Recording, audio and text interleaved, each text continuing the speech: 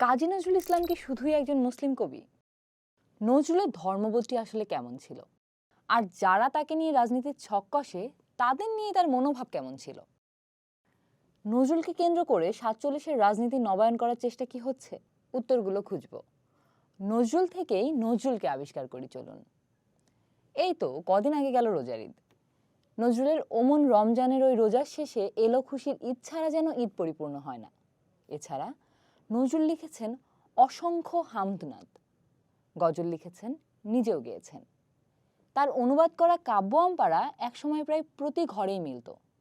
এই বিষয়গুলোকে সামনে এনেই নজরুলকে মুসলিম হিসেবে হাজির করা হয়, অথচ চেপে যাওয়া হয় নজরুলের লেখা অসংখ্য শ্যামাসঙ্গীতের কথা। কমিউনিস্ট ইন্টারন্যাশনালের প্রথম বাংলা অনুবাদও তার করা। নজরুলের ধর্মচেতনা বা ধর্মীয় জাতিগোষ্ঠীর প্রতি তার মনোভাব কী ছিল?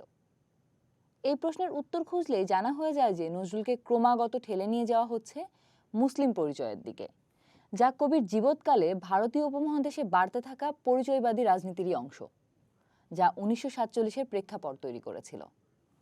অথচ নজরুল বরাবরই এই পরিচয়বাদী রাজনীতি ও এর মধ্যকার দ্বন্দ্বের বিরুদ্ধে দাঁড়িয়েছেন।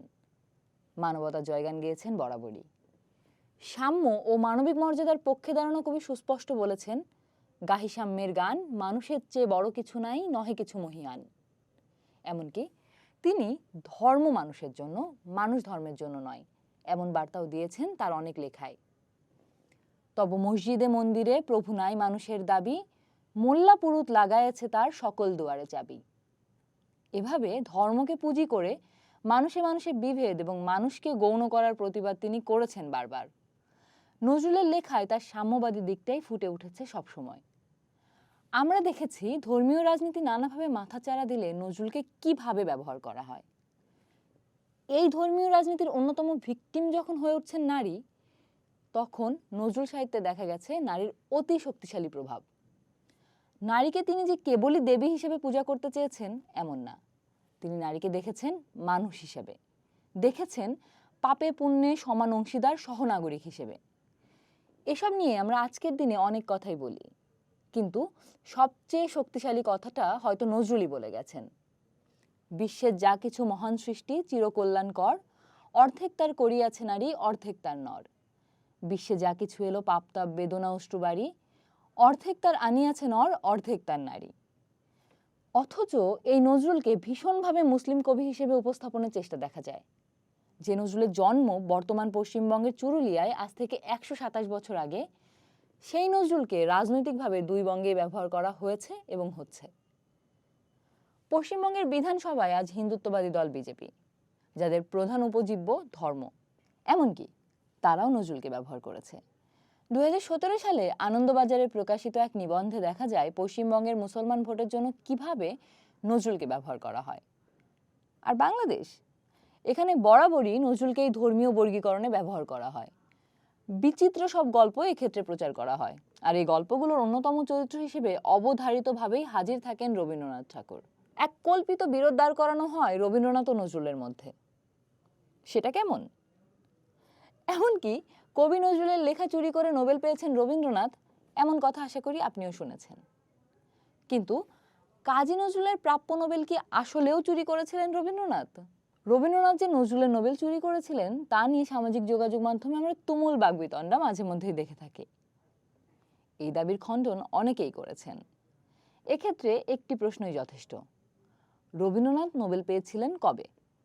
উত্তর ১৯১৩ সালে, আর নজরুলের জন্ম ১৮৯৯ সালে।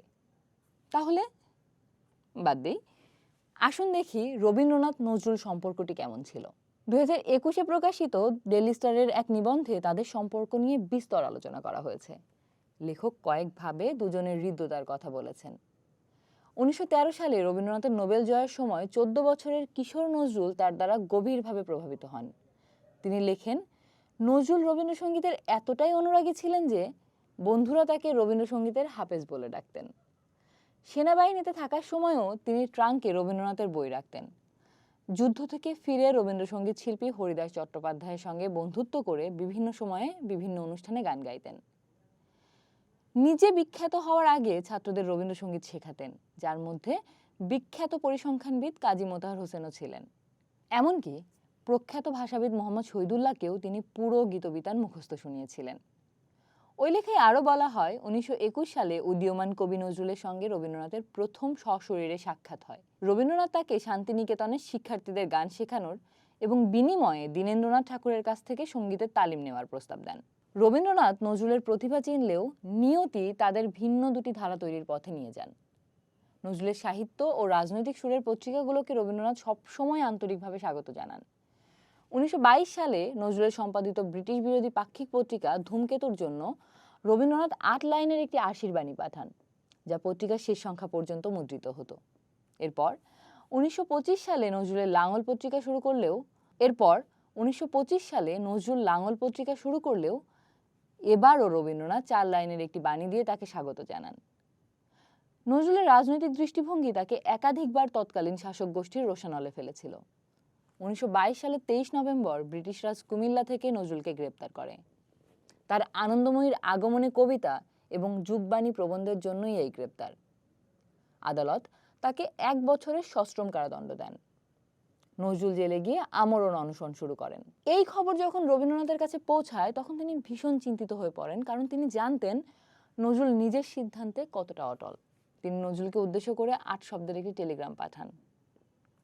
Give a hunger strike, our literature claims you. অনশন ভাঙো, সাহিত্যের তোমাকে প্রয়োজন।